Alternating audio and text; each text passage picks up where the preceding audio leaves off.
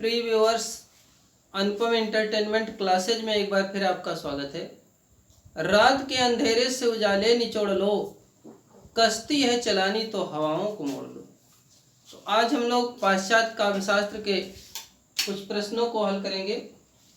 देखिए, हमारा पहला प्रश्न है, आदि बिंब की चर्चा किसने की?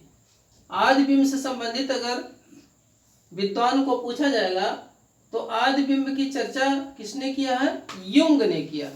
आदि बिंब की चर्चा युंग ने किया है।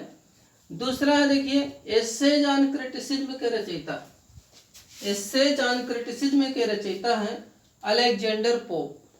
Alexander Pope essays on criticism के रचयिता हैं। रोमांटिसिज्म का सर्वप्रथम प्रयोग कहाँ पर हुआ था?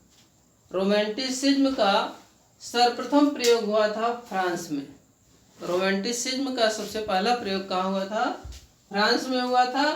अगला देखिए, नई समीक्षा के जनक टी.एस. इलियट जी नई समीक्षा के जनक हैं। न्यू क्रिटिसिज्म के लेखक, अगर न्यू क्रिटिसिज्म पुस्तक की चर्चा होगी तो इसको लिखने वाले हैं रैनसम। न्यू क्रिटिसिज्म के लेखक कौन है? रैनसम जी न्यू क्रिटिसिज्म के लेखक हैं। देखिए, अगला प्रश्न है, एबीसी ऑफ रीडिंग के लेखक हैं, एबीसी ऑफ रीडिंग के लेखक हैं, इसका नाम है Ezra pound. ABC of reading के लेखक का नाम क्या है? Ezra pound. देख लीजिए, एबीसी ऑफ रीडिंग के लेखक का नाम है एजरा पाउंड। अगला प्रश्न है, द बेस्ट लैंड के लेखक का नाम है इलियट। द बेस्ट लैंड के लेखक का क्या नाम है? Eliot ji the best land के लेखक हैं। The best land Eliot. आधुनिक सौंदर्य शास्त्र का जनक बाउमगार्टन को आधुनिक सौंदर्य शास्त्र का जनक माना जाता है। देख लीजिए, बाउमगार्टन को आधुनिक सौंदर्य शास्त्र का जनक माना जाता है, बाउमगार्टन को। इयोन नामक प्रसिद्ध पुस्तक की रचना किसने की? इयोन नामक प्रसिद्ध पुस्तक के रचना प्लेटो ने किया। 10वां प्रश्न है, रिपब्लिक किसकी रचना है? तो इयोन भी प्लेटो की है और रिपब्लिक भी प्लेटो की। यहाँ एक चीज जान लीजिए, इसी रिपब्लिक में प्लेटो ने कहा है कि दासता मृत्यु से भी अधिक भयावह है। दासता मृत्यु से भी अधिक भयावह है। यह कथन किसका है? ये प्लेटो का है और उन्होंने अपनी प्रसिद्ध पुस्तक रिपब्लिक में कहा है। किसमें कहा है? रिपब्लिक में। देखिए, हमारा अगला प्रश्न है, न्यू क्रिटिसिज्म का प्रथम प्रयोग किसने किया? न्यू क्रिटिसिज्म का सर्वप्रथम प्रयोग किसने किया? तो न्यू क्रिटिसिज्म का सबसे पहला प्रयोग कोलंबिया विश्वविद्यालय के स्पिनगॉर्न ने किया। न्यू क्रिटिसिज्म शब्द का सबसे पहला प्रयोग कोलंबिया विश्वविद्यालय के स्पिनगॉर्न ने, देख लीजिए, कोलंबिया विश्वविद्यालय के स्पिनगॉर्न ने किया। क्या? न्यू क्रिटिसिज्म शब्द का सबसे पहला प्रयोग। लेकिन अगर पूछेगा कि सर्वप्रथम इसकी परिभाषा किसने दी, न्यू क्रिटिसिज्म की सबसे पहली परिभाषा किसने दी, तो इसका उत्तर होगा जॉन क्रो रैनसम ने न्यू क्रिटिसिज्म की सबसे पहली परिभाषा दी। कहाँ पर दी? न्यू क्रिटिसिज्म नामक पुस्तक में। न्यू क्रिटिसिज्म नामक पुस्तक किसकी है? जॉन क्रो रैनसम की है। और सर्वप्रथम जो है न्यू क्रिटिसिज्म की परिभाषा भी जॉन क्रो रैनसम ने दिया है। लेकिन प्रश्न पूछा कि इसका सबसे पहला प्रयोग किसने किया, तो इसका सबसे पहला प्रयोग कौन किया है? स्पिनगॉर्न ने। कौन? कोलंबिया विश्वविद्यालय के प्रमुख विद्वान। अगला देखिए, अंतर विरोध के प्रवक्ता, या अंतर विरोध का संबंध किससे है? क्लिंथ ब्रुक्स से। मिलाने के लिए आता है कभी कभी प्रश्न। तो अंतर विरोध क्लिंथ ब्रुक्स हैं इसके प्रवर्तक। तनाव के प्रवर्तक एलन टेट हैं। फिर अनेकार्थता विलियम एम्पसन। अनेकार्थता का सिद्धांत या प्रवर्तक कौन है? विलियम एम्पसन है। विरोधाभास का कौन है? Robert Penn Warren. विरोधाभास के जो प्रवर्तक हैं या विरोधाभास का सिद्धांत किसने दिया? रॉबर्ट पेन वारेन ने दिया है विरोधाभास। अगला देखिए, विडंबन और विसंगत, विडंबना और विसंगत क्लिंथ ब्रुक्स का सिद्धांत है। विडंबना और विसंगत किसका है? क्लिंथ ब्रुक्स का सिद्धांत है। अब अगला प्रश्न है संरचनावाद की अवधारणा के प्रवर्तक। संरचनावाद की अवधारणा के प्रवर्तक देखिए हैं, संरचनावाद के अवधारणा के प्रवर्तक कौन? सोस्यूर। याद रखिएगा, नाम थोड़ा टेढ़ा है। संरचनावाद की अवधारणा के प्रवर्तक हैं सोस्यूर। अगला है मार्क्सवाद के प्रवर्तक। तो मार्क्सवाद के प्रवर्तक कार्ल मार्क्स, ये है कार्ल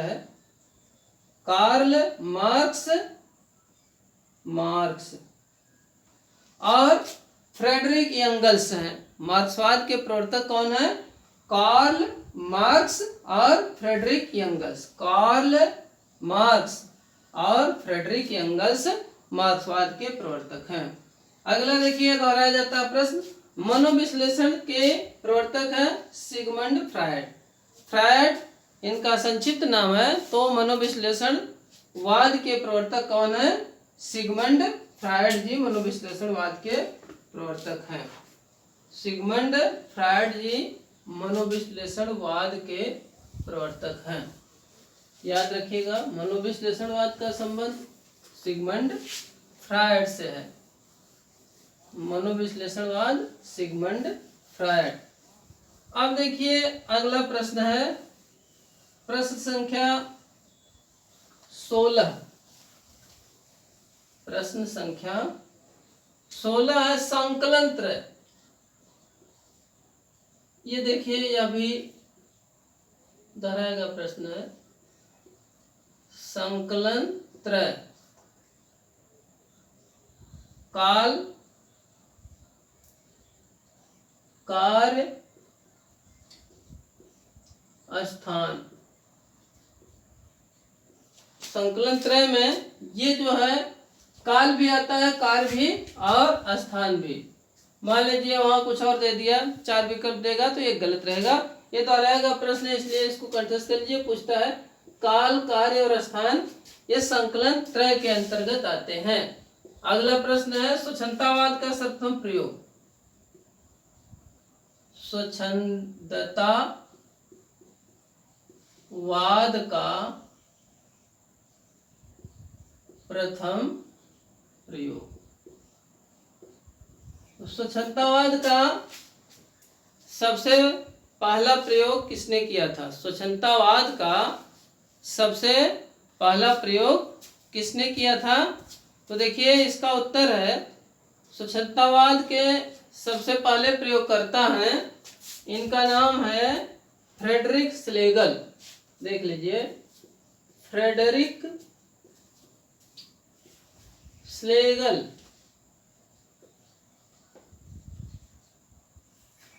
फ्रेडरिक स्लेगल जी स्वच्छंदतावाद के सबसे पहले प्रयोक्ता हैं, फ्रेडरिक स्लेगल।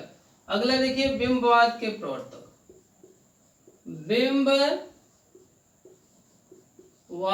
के प्रवर्तक। बिंबवाद के प्रवर्तक देखिए हैं टी.ई. ह्यूम। टी.ई. ह्यूम। देखिए कल वाला जो प्रश्न था तो वहां जो है बिंबवाद के प्रवर्तक किसको बताया गया था? फ्लिट को बताया गया था।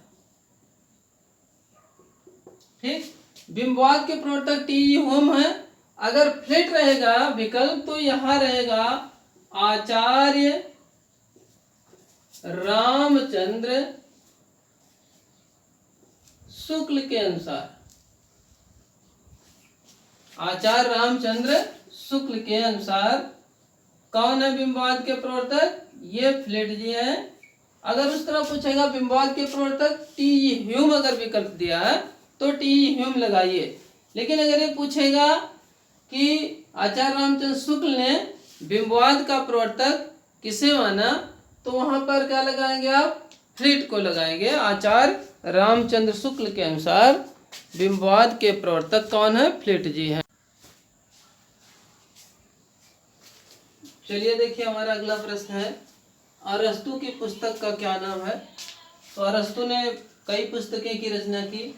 पेरिपोएटिकेस काव्य शास्त्र, काव्य शास्त्र या पेरिपोइटिकेस अरस्तु की पुस्तक का नाम है।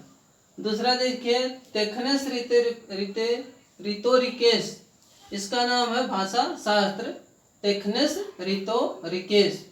फिर तीसरा नाम है वसीयतनामा। ये जो है तीनों इनकी प्रसिद्ध पुस्तकें हैं, काव्य शास्त्र, भाषा शास्त्र और वसीयतनामा। इसका जो है यूनानी नाम है पेरिपोइटिकेस अर्थात काव्य शास्त्र, टेक्नेस रिटोरिकेस भाषा शास्त्र, वसीयतनामा। लॉन्जाइनस का संबंध किससे है? तो उदात्तवाद के लिए लॉन्जाइनस जाने जाते हैं। लॉन्जाइनस का उदात्तवाद पाश्चात्य काव्य शास्त्र में बहुत ही प्रसिद्ध है। अगला है पेरिहुप्सुस के रचयिता कौन है?